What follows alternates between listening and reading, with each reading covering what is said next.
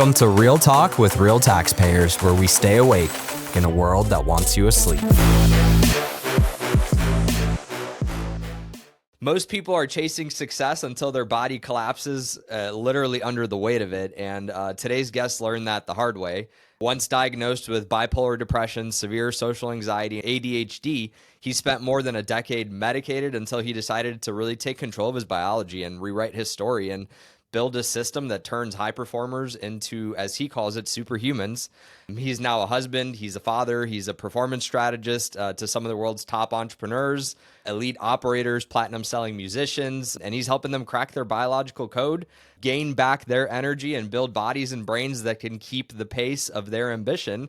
He's all the way from New Zealand and moved here to the Smoky Mountains of Tennessee, and he's proof that you can overcome, you can optimize, and you can live fully awake. So Fraser Bailey, welcome to Real Talk with Real Taxpayers, my friend. Buddy, it is an absolute pleasure. I'm excited to dig into all this stuff with you and just bring your audience a ton of value, man. I very much so look forward to that, and I really want to learn your story too. When we connected very recently, you sent me a little snippet of that, and it got me very curious about your story. So yeah. I'd love for you to kind of set the tone and take us back to that origin hero story, as you may, or the rock bottom, whatever you call it, and tell us a little bit about what was going on before then, what happened then, and take us through that origin story moment, if you don't mind. Yeah, I mean, man, it's one of those classic things, right? You've often got to go through so many struggles in your own life and fail so much and go through a lot of pain to kind of have these realizations, these lessons, these pieces of wisdom that come to you. And so, I've been in the US now for about 13 years because my wife's from here. And back in New Zealand, this is, now I do a lot of health related stuff, a lot of, like you said, the longevity, the blood work, the biology stuff. But back then, completely different lifestyle, completely different person. It's one of those examples of how I almost feel like I've lived two lives. In my teens through to my 20s, to start with, I was a butcher. So I was just straight blue collar. I left school young. All of this started when I was in my early teens. Back then, diagnosis for ADHD and stuff like that wasn't as common. It's very common now, but it wasn't as common back then. And so I did feel kind of like the odd one out. I was like, what is wrong with me? And I remember just falling into this idea that I'm just not very smart. I was in high school, and it was one of those classic examples of initially I was putting in the effort. So I was getting B's and A's for effort, but I was getting D's and C's for achievement. So, I mean, you feel incredibly stupid if you're in that boat where you're trying, but it's not even transferring over to the result you want. And so at a certain point, I just basically just gave up. And then I started getting just D's, straight D's, and all sorts of horrible stuff. And at that point, I thought to myself, man, there are other friends out there. There are other people who are just really smart. That's their gift. I'm not, obviously. Let me just leave and just start making some money. What's the point in doing this? What's the point in being here and just repeatedly failing? I might as well just go out and make some money and do something. And at the time, I was working part-time in a butchery in a big supermarket chain after school. And it was almost like the path of least resistance. I just thought to myself, well, I've already got a part-time job here. Let me just go and ask them if they want an apprentice or full-time. And they basically were looking for people to hire. And so I just fall into that path of least resistance. There was no plan with it. There was no sort of big dream of being a butcher or any of that. Yeah. And I remember going into that environment, not realizing that essentially I was about to put jet fuel on the house fire, that I was already struggling with my mental health, as you alluded to, Andre, where bipolar depression, severe social anxiety, ADHD, heavily medicated for all of those things. And going into an environment like a butchery, typically what you find, and I would say this is probably true for a number of the blue-collared industries, is that typically with that blue-collared industry, it's like a wolf pack. So you have a bunch of guys, a bunch of men, and they typically drink. They typically do drugs. Or at the very least, they'll drink and they'll kind of just have habits that are not very good, basically. And so I go into the situation And now all of a sudden I'm around a bunch of people that are really sloppy. They've got poor habits. They're quite aggressive. That tends to be one of the things in that industry. The guys tend to be quite hot-headed, and it just is the way it is. It just seems to be, maybe it's the type of person it attracts. And so I was in that environment. So it essentially magnified these issues that I had. So these issues I had were already pretty crippling, and it just magnified it. And I remember getting to a point where I'd been in this industry for a while, and I'd wake up in the morning, man, and I would just start crying. When my alarm went off in the morning, I just lay there. I mean, I used to chain smoke. I break out a cigarette while I'm laying in bed and just cry and smoke a cigarette at 4 in the morning, because I just felt like I hate the people that I'm working with. They bully me. They pick on me. I feel like I don't have any clarity around what I want to do. And I mean, I didn't eat healthy, man. I didn't work out, nothing. So I was like your typical blue-collared person that had no consciousness about health at all. And I mean, it showed. Like I looked completely different. My skin was terrible. I had a lot of acne. You know, I was thin at one point, and then I got kind of fat. So I've been on both ends of that spectrum. And I remember thinking to myself, if something doesn't change in the next 6 months, I don't even think I'm going to be here anymore. It was like that, to that point where you're starting to sort of think about exiting this place, because you're just like in such a challenging state. And at that point, it started to kind of weigh on me, and more it got to the point where the pain was so bad that I just quit. I'd been working for them for a while, and I had a bunch of holiday pay saved up. I was pretty close to finishing my apprenticeship. So the apprenticeship, I think, is about 4 years long, and I had about 3 or 4 months to go to finish and get certified, and I just quit. It was that bad that I would just throw away like 3 or 4 years of stuff. And I remember just folding up my uniform, leaving a letter, and just walking out. And in that moment, man, I didn't know where I was going to go. I didn't know what I was going to do. But all I knew was that I couldn't do that anymore. And at that point, one of the things that I want your listeners to know is that it's not one of those situations where all of a sudden you just like have this miraculous turnaround and you just have this epiphany and change everything from one day.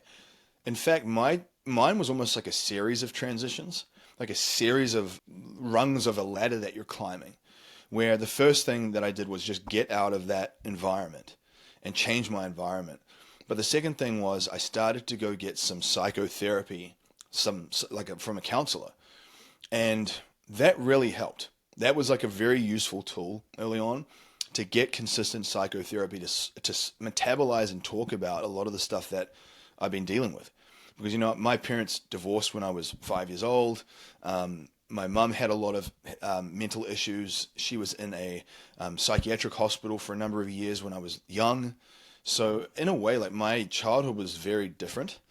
And my dad did the best that he could, but obviously as a single father in a new city, trying to start your own business, I mean, it's like the perfect combination of challenging things. Yeah. So I say all this because there was a lot of stuff that I probably had to unpack and metabolize and figure out and sort of comes to terms with. And as I went through that process, I noticed that he would seed ideas into my mind. So he would start to say, hey, you have this anxiety or you have this aggression. Why don't you go and try and work out? And back then, I didn't know that working out, YouTube was right in its infancy. So I'm going to be 41 in a couple of days. This is back when I was 18 years old. YouTube was right in its infancy, if not even there yet. So I didn't know all the stuff about health and fitness. We didn't have the information that we have now, where you can learn about all the health benefits of working out. I just thought it was like a vanity thing. I thought it was just for bodybuilders that want abs and want to look jacked. I didn't realize that it affects your psychology and your mood and your energy levels and all of this stuff. So when he said that to me, it was kind of the first time I'd heard that. And I thought to myself, well, he's been right about a number of things up to this point. Maybe I should just try it and see. And so I started going to this local gym and I started working out a little bit first. And what I noticed, man, was this is kind of interesting. I was still in a place where I was going out at nighttime, drinking, partying, getting into fist fights, like all kinds of stuff at nighttime. Like one of these like night crawler type people, sleeps through the day, is out the night, like being mischievous and not in a good way. And I remember getting to a point where I started to befriend these guys at the gym that were about 10, 20 years older than me. So they're kind of like me now. They were husbands, fathers, business owners, and entrepreneurs that were a lot more evolved, a lot more serious about their life and their health. And I guess in a way, man, it's like divine intervention, God. It's almost like they maybe saw the potential in me, because a lot of these guys almost took me under their wing. I didn't consciously make that decision at the time. It wasn't like, these people look like great mentors. I'm going to get into their proximity and learn from them. It was one of these things where it just kind of happened by accident. And what I noticed was that I started to enjoy working out in that community, with those people more and more and more. So every morning at about 7 a.m. workout. And what I noticed was that in the weekends when I go out and party and do all the crazy stuff, I wouldn't have the energy to wake up in the morning to go train with them. And I would notice that would affect my mood. I didn't feel good. And so what happened is almost like a byproduct. As I started to stop going out at nighttime, it's almost like all the old habits and the old people kind of fell away. It was like a shedding of a skin. Yeah. And I remember just going to this place where everything just kind of fell away. And I remember making this decision of like, I just want to stop going out at nighttime. I don't want to interact with these people anymore. They were my friends, but they're the type of friends you have that just pressure you into doing silly stuff. And even to this point now, man, a lot of those people that I was friends with back then are either dead or in prison. I mean, that's the type of people that initially I was around a lot. And fortunately, I was like one of few that was able to almost get out of that loop and actually change their life. There was very few people that did. It was like a couple of us. And I remember starting to adopt those habits more and more. And the one thing that I noticed with training, 5 days a week or even more was how I was changing my body. Like I could see that I went from sort of this meth head looking skinny dude, and then I was kind of like skinny fat, to starting to look more and more confident. I'd always struggled with my confidence, man. In school, I was this skinny little runt. The girls didn't notice me. I was just not one of those guys that drew respect or would carry himself confidently at all. And I had this sort of awareness that going to the gym training, that was like one thing that I could control. I was like, man, I can control this variable in a world that seems to be very uncertain, where you can't control how other people like react to you. I could control like my state. And so I started to go and train more and more and more. Long story short, that opened the door for me to start going and learning about nutrition and then supplements. And what I found was that I thought to myself, what am I going to do? Because during this time, I'd gone back to college to study law and psychology. I thought to myself, at the time, I thought, okay, I'm a new person. I'm going to turn over a new leaf. I felt kind of ambitious because I was developing some confidence. And I ended up, this is one of the big things where during this time, I was still drinking. And I remember deciding to stop to drink because I noticed that it would just affect my mood. It was like slowing down my progress. I didn't feel good. And as soon as I stopped the drinking, the anxiety went through the roof. What I realized, man, was that I'd spend years using alcohol and prescription medications to essentially mask how I felt. And all of a sudden, when you remove that, it's like everything just comes to the surface. And so I was 2 years into a law and psychology degree, again, that I just quit. There's a pattern here. You can see it. I typically start something and I'm deep into it, and then I quit. So I'm just like constantly losing. Now, at that point, I'd taken a bit of time off, and I'd gone into what I call like monk mode, where I'm training, I cut all ties with all these old people, I'm going to do my psychotherapy, and I was just doing a bit of work for my dad. So I wasn't like in around a lot of negative influences, and I stopped drinking. Now at that point, that's when I thought to myself, I love the health and fitness stuff. Let me go back into like one more attempt, like one more Hail Mary, throw the ball into the touchdown zone and like pray to Jesus that like this actually works this time. And I went back to study nutrition and human structure and function, which is kind of like physiology, and I passed.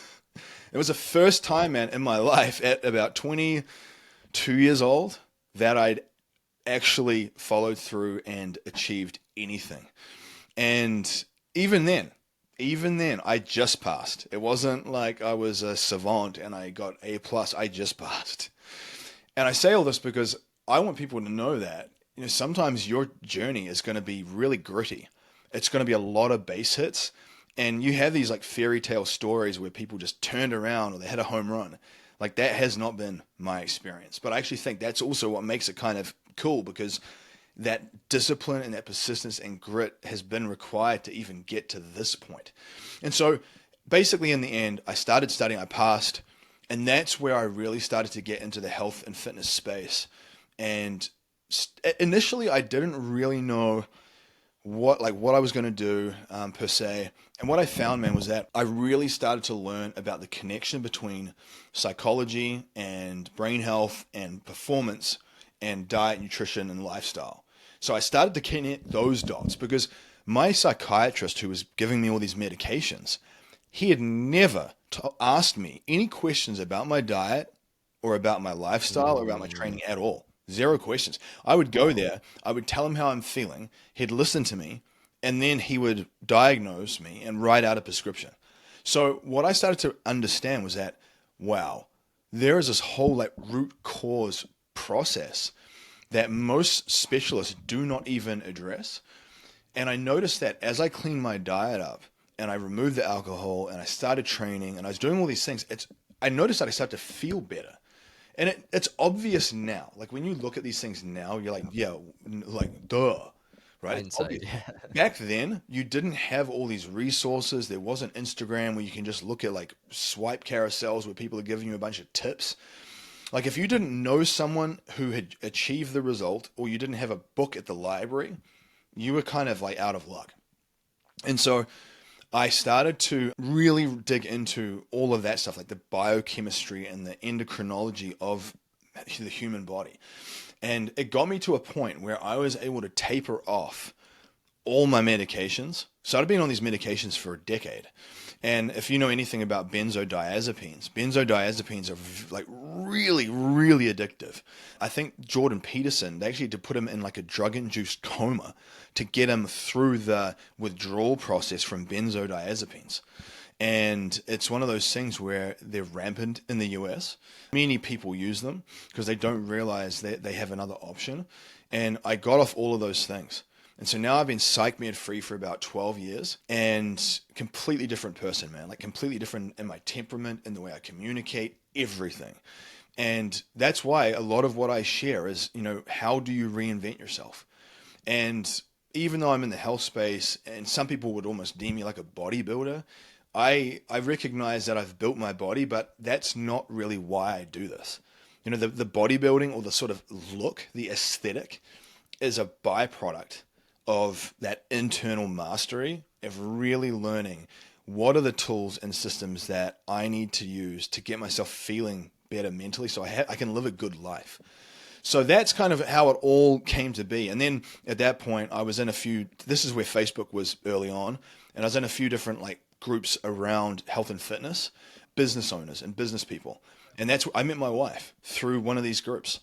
And we just started talking. And because at the time I wasn't really going out and interacting with a lot of people, we built a really amazing bond, and it got to the point where I thought to myself, even though I've spent so much of my life with crippling anxiety to the point where I just left a law and psychology degree 2 years in because the anxiety was so bad, if I don't get on the plane and come over to the US to at least meet her and see what it could be, that will haunt me forever.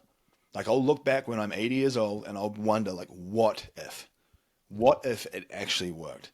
And dude, 13 years on, and we've been married for 13 years. We have 2 kids, living in the Smoky Mountains, like this beautiful place, like it's like a tourist destination people come to. And like you said, working with some of the elite people, all because I just became obsessed with my own health and my own performance. And through that obsession, you become a good teacher at the thing. So that was kind of a long story, but I just wanted to give you like the full, like sort of spectrum of the journey, going from all that way over there to where we are now. It's such a beautiful story, especially looking back at it in hindsight. And those little moments where you're in the storm, there's so many layers of noise between you and where you're heading. And I think of those moments like you're one of those old settlers that's driving down the dusty trail, like before America even became America. And the dust is kicking up, everything's going, and there's a fork in the road up ahead, and you don't know. You're like, do I go left? Do I go right? And there's a shepherd that's standing up on top of the mountain, and he has a 40,000-foot view, and he's like, go left, because he sees where that road goes, and you're like, but it looks safer to the right, because you're in it, you have no idea. And then you kind of become that shepherd in the future, where looking back at your life, and you're like, it was very obvious why and which direction. But Absolutely. I just think it's such a beautiful story. I think God's the best writer for those, and I think a lot of the experiences you live through help you better help your people today, because you live through that. And absolutely. And I think the key is not necessarily even the destination, but I think the key for a lot of people is you didn't give up. Yep. You wanted to, you were always, you didn't know what was on the other side, but something inside of you was pulling you to, like, I want to be happy. I want to be better. I don't know what that looks like. I don't know how that's going to happen, but I don't want to give up. I want something better to come into my life. And I think that's the spark where everything starts from. That's really beautiful story. I really appreciate you sharing that. Thank you, man. Thank you. Yeah. Absolutely. And then so you dove into this, and through this you found out that the physical side really drives the emotional and the mental and that side. Talk a little bit about that, like the science behind, because I know we're living in the metaphysical, we're living in that stuff, but to help the audience better understand like the science behind this stuff. Why did the physical, starting with the physical, really enable the transformation in the mental? How does the science work? Really good question, man. And it's one of those things where it's often a combination of both. So what I would say is, for anyone thinking about wanting to have more energy, wanting to feel better, wanting to perform better in general, when I say perform better, I just mean you want to be happier, you want to have less anxiety, you want to have more energy, you want to have more mental clarity. Because when you're in that place, life's much easier to cope with all the challenges. And you obviously can address it from the mindset end of things. Like that, I went to psychotherapy. I was doing that stuff. I do a lot of psychology-based things to sort of help me reframe and sort of make sense of the challenges that I've gone through. But like you said, what I realized was that the human body, like the mind, is almost like a walking, breathing chemical factory. So you have all these levers, and when you move your body, so if I was to go and do a burst of burpees or go a sprint up and down the road or even walking, what happens is when you contract your muscles and you move your body in multiple different ways, you literally create a chemical reaction. And so the chemical reaction, your body's full of chemical reactions. And so by moving your body, you get a squirt of different neurochemicals. So there's neurochemicals like dopamine's a common one that people know, serotonin, acetylcholine, and GABA. And when you move your body, when you walk, when you get out in the sunlight and get sun on your skin and sun in your eyes, you get a little hit of one of these neurochemicals or a combination of them. And when you get one of those little combinations of those neurochemicals, that's literally what makes you feel different. And so what I noticed was that one of the principles that I talk about all the time, especially coming into fall and winter, is you have to move your body a lot. And what I mean by moving your body a lot is I have, outside of doing this interview with you, I have my office set up and I have a standing desk and a walking pad. And so what I'll do is I'll do a combination of like a slow walk on my walking pad while I'm working. And then I prime the pump, where I go outside in the light and walk one like circuit around our private cul-de-sac, and I come back in. Now, obviously, on a day where it's raining or something like that, it is what it is. Like, I'm not always going to be able to get out and do that. But especially in summer and when the light's really bright and warm and it's warm outside, to get outside and prime the pump like multiple times through the day, even for 3 to 5 minutes, almost like a reset, right? What I noticed was that when I moved more and I primed the pump and I'm getting some steps in and I'm getting light exposure, I noticed that I would feel way more energized. I would notice that my mood was a lot more stable, and I noticed that my anxiety was way more manageable, and I got no cravings. I really noticed that the craving response just went way down. And what happens, obviously, when you don't have a bunch of cravings is you're not fighting yourself with your diet. And so all of a sudden now you start getting really lean without even really trying. I'm 6 to 8% body fat and I don't count calories. I haven't for years.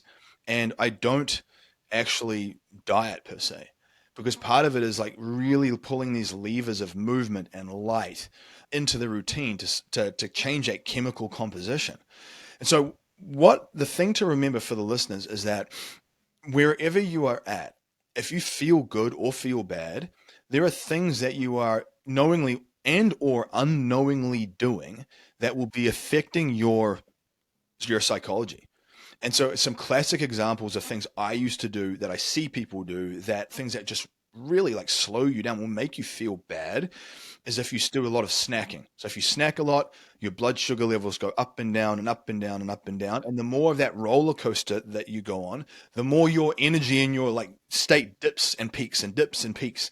You want it as stable as possible. So you sort of need to develop an eating schedule where you're very intentional about when you eat, but not only when, but like what are you eating too? And so straight out of the gate, if you eat a lot of processed foods, a lot of inflammatory stuff, things that are high in sugar and high in processed fats, that's super inflammatory. And what it does is it just really has a negative effect on your chemistry. It will drive up inflammation markers in your blood work. It will really de-optimize your brain chemistry.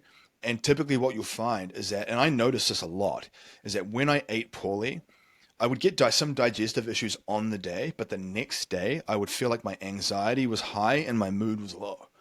And it became more and more and more obvious the cleaner my diet got.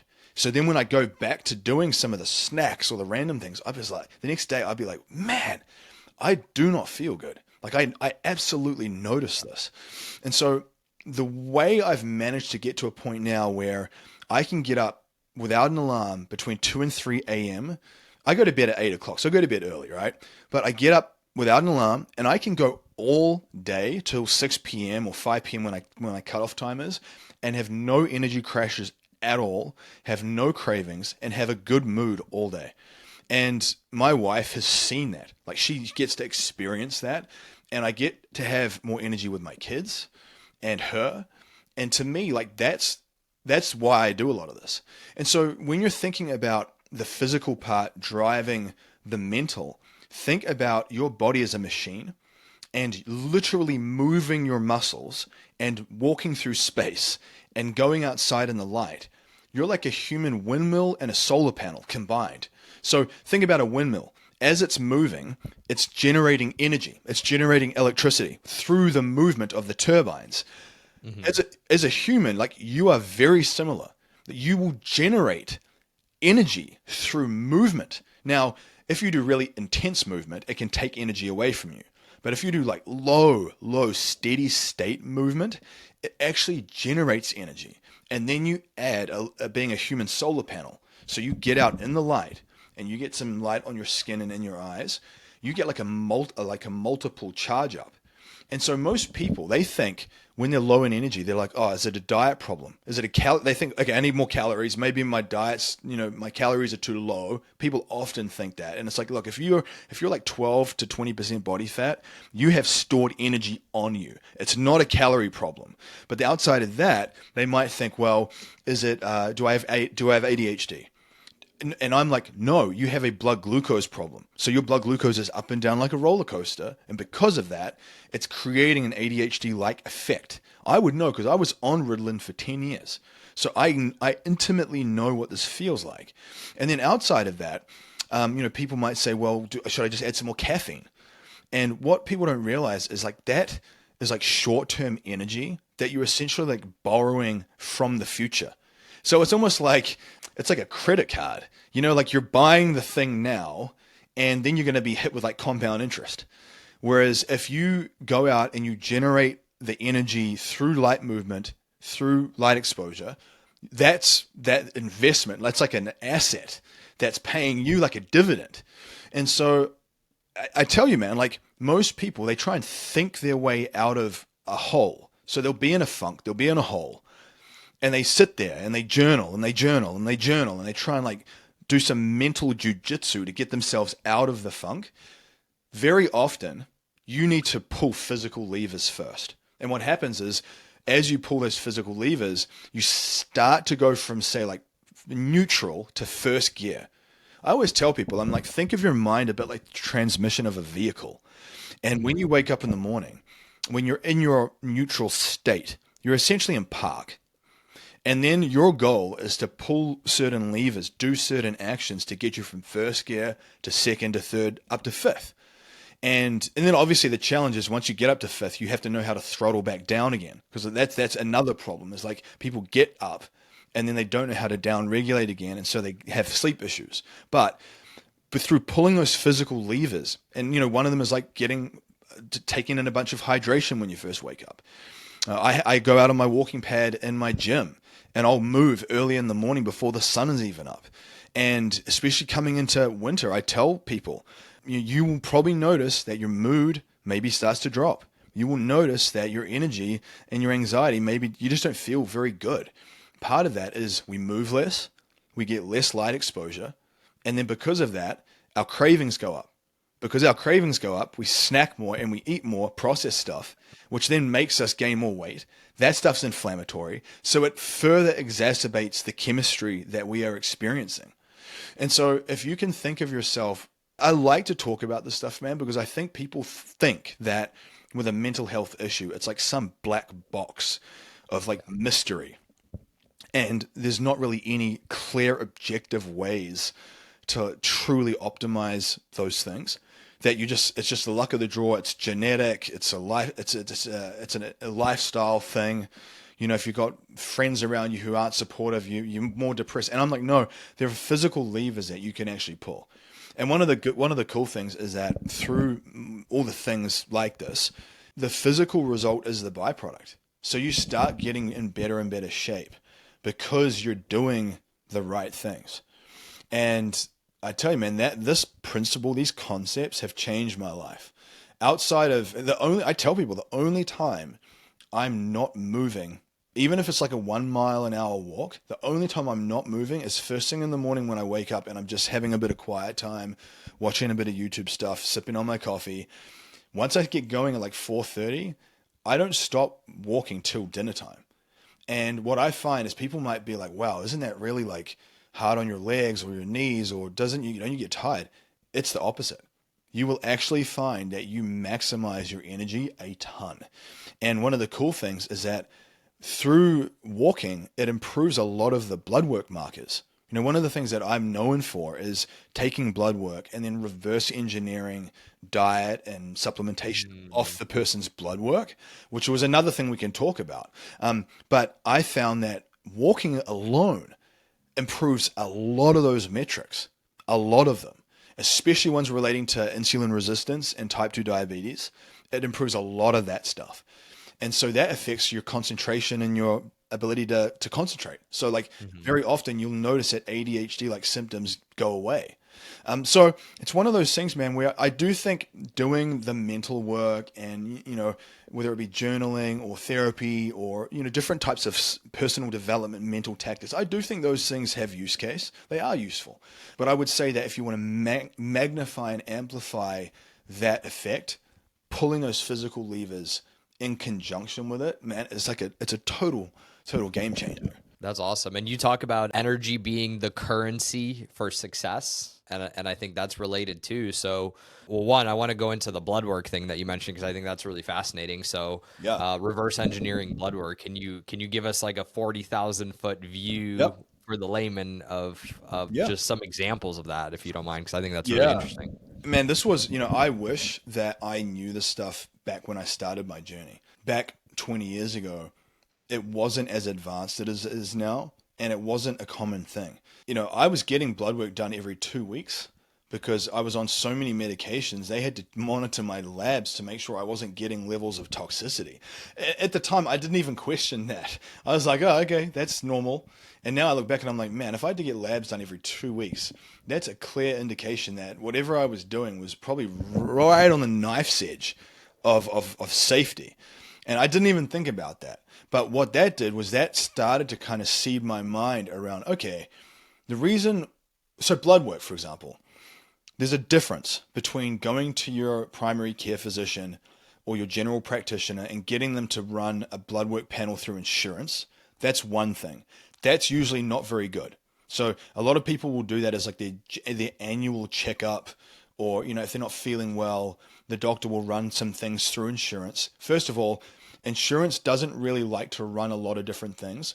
They for whatever reason, they push back on that. So you usually get a very minimalistic panel. So let's say, for example, if there is 100 possible biomarkers you can run, they might run 10. And so there's 90 biomarkers missing, which means that there's 90 pieces of the puzzle that you don't have. So it's like getting a 100-piece jigsaw puzzle and then being given 10 pieces and saying, hey, put this puzzle together. Like, you're not going to be able to do anything. You're not even going to know what the image looks like.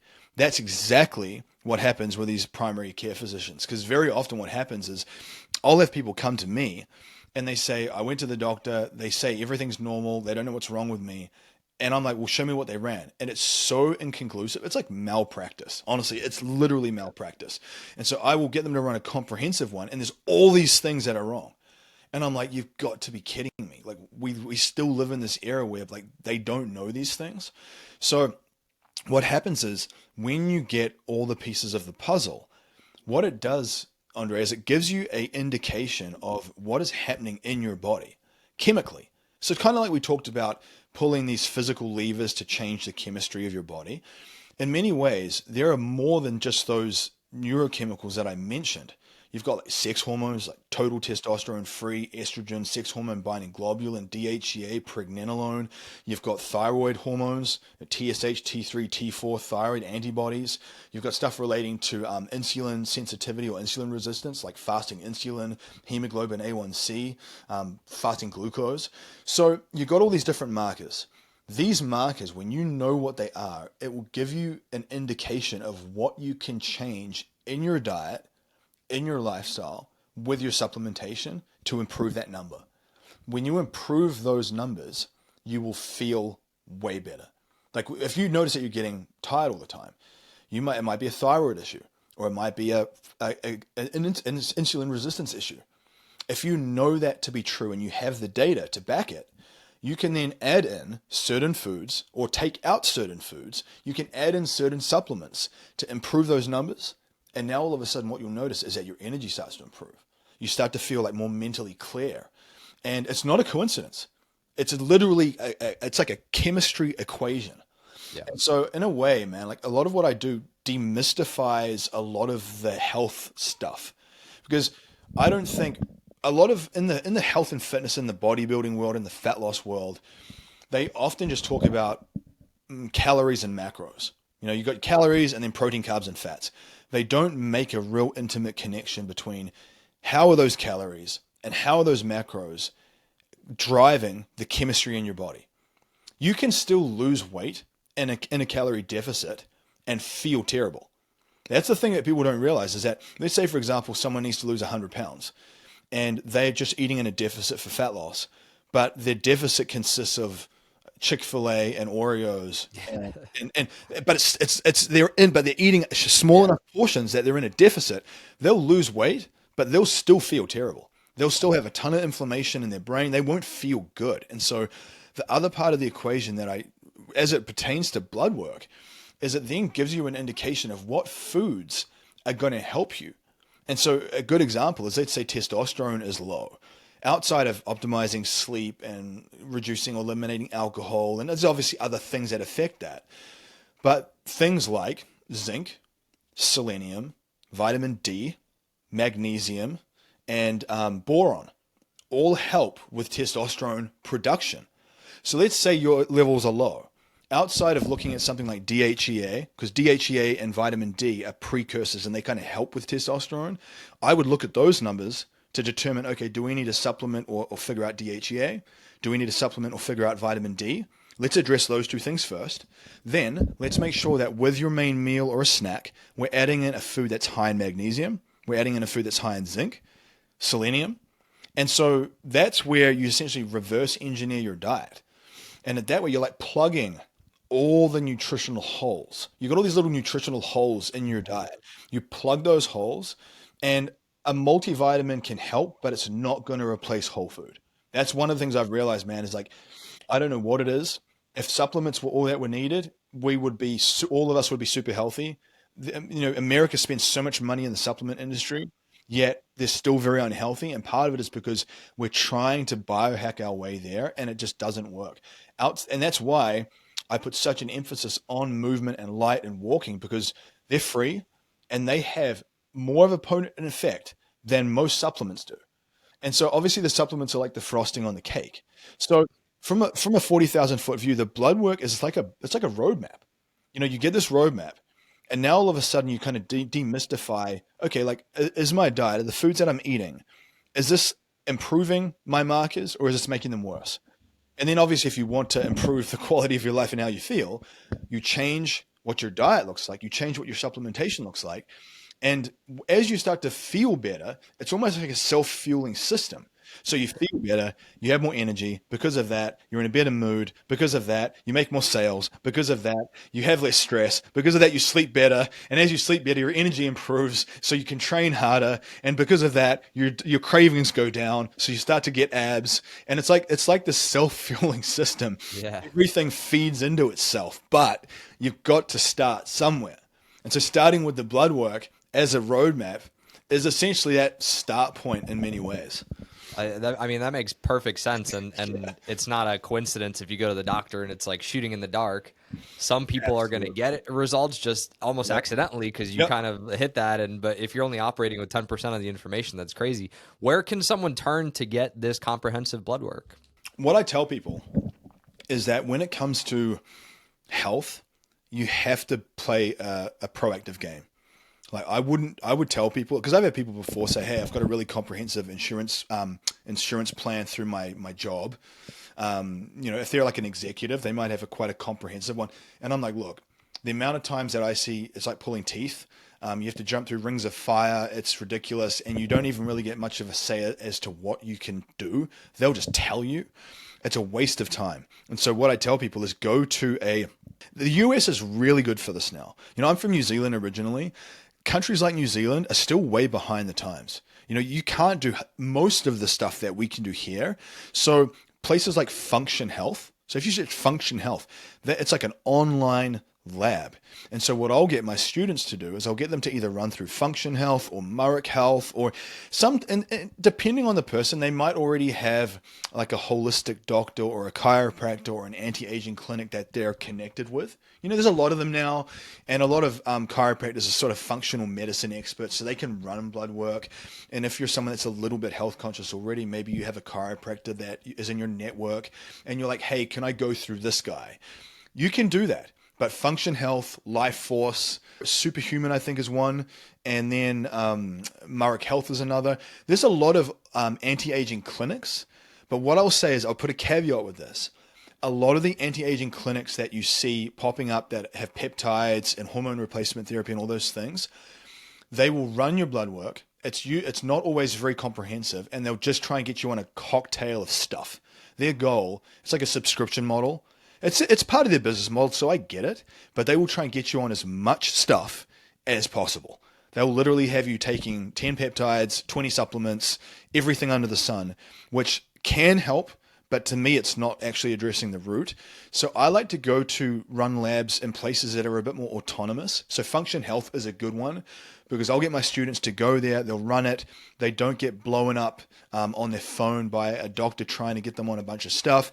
And then you take that data, and that's where you start to walk backwards and figure out, okay, what can I change in my diet? What's a couple of supplements I can add in? What's a lifestyle hack I can change?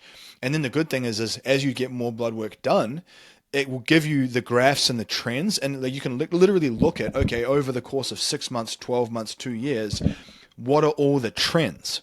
So you can see in real time, okay, is the work I'm putting in, is the changes that I'm making actually creating the desired outcome?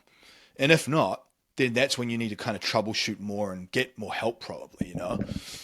That's incredible. Thank you. Yeah, you're welcome, man. So because I know we don't have a ton of time, but I wanted to cover two more topics too. Yeah. So we've kind of touched very briefly on the science of it. I mean, I'm sure we could spend 4 hours diving into Man. this. We'll have to come back. Fascinating to me. Yeah.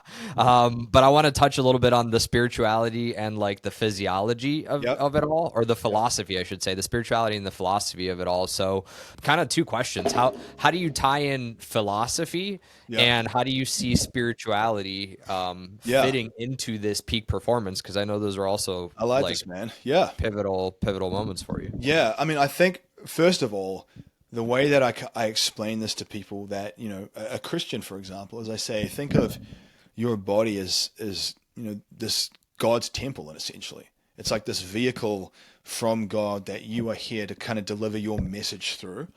And I say to people, you know, how would you treat your local church? How would you treat your local place where you go and commune and connect with people and God? Like, so think of this as an extension of that. Think of this vessel as this sort of divine gift, you know? And when I started to think about it more like that, you start to see yourself more as this high performance vehicle that's sort of one part, you know, a connection point to God, but one part like a Indy car. But then you stop thinking of yourself as like a garbage truck where you're going around and you're like a human garbage disposal where you're just putting all this toxic, trashy food in your body, and it just lowers your frequency. It just lowers your state. And so I think from that perspective of thinking about your body as this conduit, as this vehicle. And the other part that I like to think about in terms of sort of a philosophy around all of this is I really think in terms of using it as a personal development tool. What I noticed was that as I became more health conscious, you start to become better solving problems everywhere. You notice that the discipline you're applying in this area seems to bleed over into other areas. You notice that a lot of the same laws kind of apply across different genres. And so you'll go through these expansion and contraction phases in your journey. I mean, for example, you might go through a period where you're really motivated and you're pushing and you're in the zone and everything's falling into place. Think of a time like that in business. And then you go through these contraction periods where it feels hard. You get injured. You feel stressed. All of a sudden you're not sleeping well, something going on, contraction periods. And so I look at this sort of expansion and contraction that we go through, and you can see examples of that in nature. So like think of like a woman giving birth to a child, like contractions and then expansion and birth of this new thing. Think of it in terms of like a flower. You know, as we come into winter, it all kind of dies away and contracts. And then in summer, everything buds and blooms into expansion. And so we see these expansion and contraction principles in nature. And what I realized was that when you're going through this journey, dude, you're going to induce contraction points. You're going to hit these glass ceilings. You're going to get to certain points where you're just kind of tapping out your result. You've come as far as you can with what you're doing.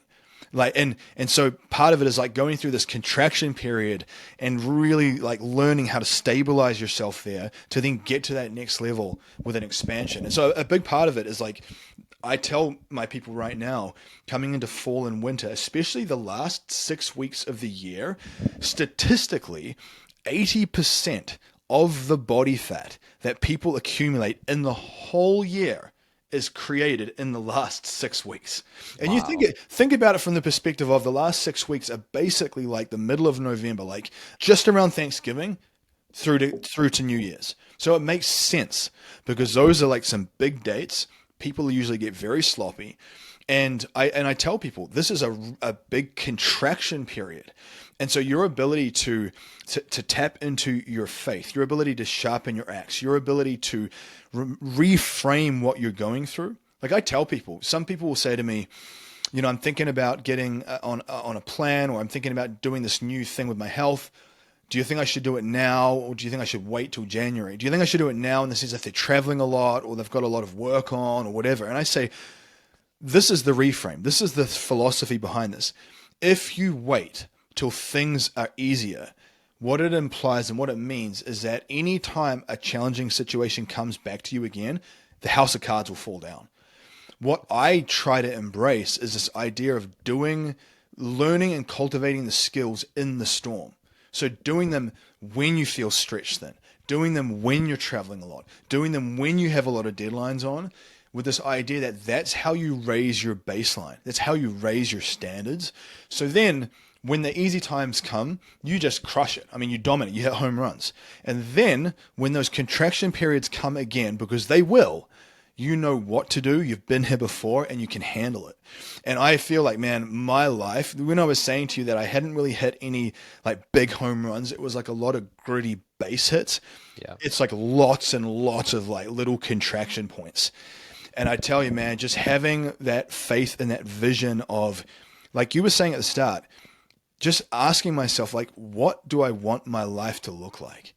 And that vision that you have, who has a result like that? Like, what does that person do? How do they look? How do they carry themselves? What is their behavior like on a daily basis? What do their habits and routines look like? And you want to model that. And so you almost use it like a compass. So I would say, man, honestly, if you do all the blood work and you do all the tactics and you do all the stuff we've talked about from like an objective tactical perspective, but you aren't tapping into a deeper why, and you're not reframing these contraction points, and you're not really sort of digging into like who you need to become, you'll wheel spin. I've seen people do this where, and especially I find a lot of these type A business guys, they just want to outsource the result. They don't really want to change who they are. They just want to outsource the result. Like they've got virtual assistants left, right, and center, and they're just used to throwing them stuff. I'll go do this for me. And so they just want to throw the thing to you. I'll go do that. And what they don't realize is that frenetic, flustered, sort of garbage truck mind that they have, that's why their result sucks.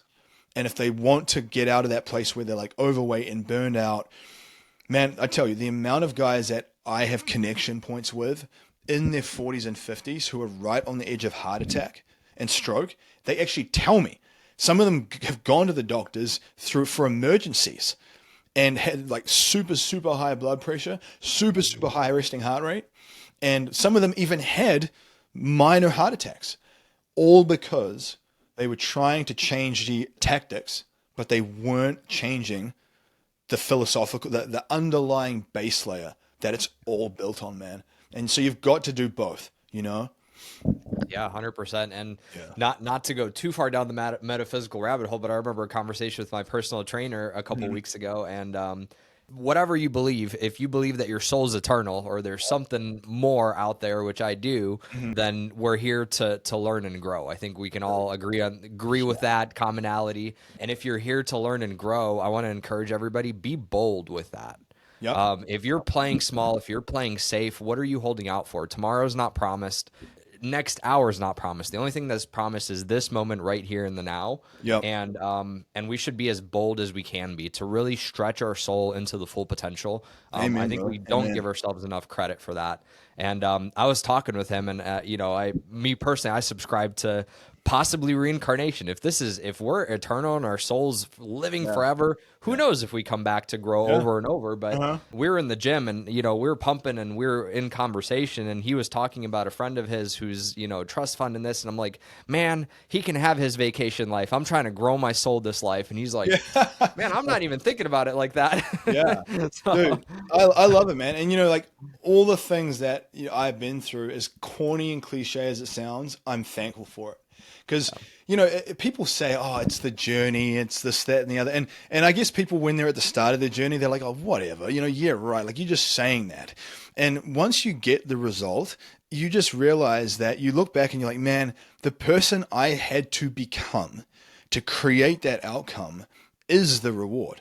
Like, I'm so thankful that I went through those tests and tribulations, because you had to change. You had to become a different person.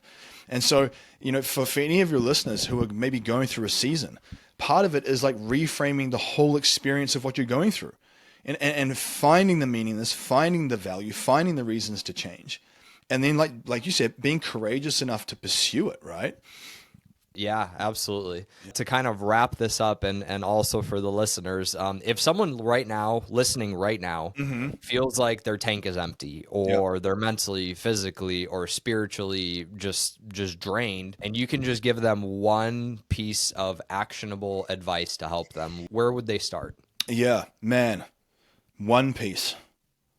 Honestly, man, like, as repetitive as this sounds, I would say that if they can get outside and get over 10,000 steps every day, that will help them tremendously. I've tried so many things in my journey. I've tried so many different supplements. I've tried so many different tools and tactics. And yeah, I think like the diet's important. It's important to like stick with whole foods and all that stuff. But I definitely think that, and to kind of be a bit more specific with that suggestion, not just 10,000 steps first thing in the morning and then you're static all day. I'm talking like break that 10,000 up and split it like 1,000 an hour through the day. However you make that work. Or maybe you do like, 3 bursts or something. But if you can split it up like morning, noon, like late afternoon, 10,000 steps out in the light, I'm telling you, man, like that alone is game changing. And then I tell people who are business people, I'm like, look, while you're walking, listen to a podcast. While you're walking, send a couple of voice to texts. If you need to get on a call for a sales thing, get on the call. Like if you need to go on a mastermind thing, get on the mastermind. Just do it and walk. Like I do that all the time. I've integrated my lifestyle into this. Like my work routine comes off the back of this. I don't do it the other way around. I don't try and move in the little windows of time that I have outside of like the work stuff. The work stuff comes on top. And when you can think about it like that, man, I'm telling you, dude, like the movement and the light and the step count, it is a game changer in terms of energy, digestion, recovery, sleep. And when all those things improve, like your quality of life is so much better. And the best part, man, is it's free. It's not, you're not pitching some expensive stem cell or peptide or something, No, 100%. And I love it. And it's it reminds me that the concept that so many people want so many things. I want this, I want that, I want this and to come into my life. And the answer for all that is here. Like you have to become the thing that deserves the thing you want. Yep. And the transformation starts from within. So if you can grow within and you become the thing that deserves the thing you want, it'll just come into your life. So, brother, amen, man. Absolutely. Awesome, Fraser. Well, thank you so much for your time. This has been freaking awesome. I'm energized. I'm excited. I know the listeners are as well. Yeah. But amazing connection. I'd love to reconnect again in the future, do an episode. Absolutely, man. And it was really awesome to have you on the show. I appreciate it. Thank you, really buddy. helps listeners. It's been an absolute pleasure, man. Thank you. Yeah, thank you. Now go live awake. And if this shook something inside of you, share it with someone still sleepwalking.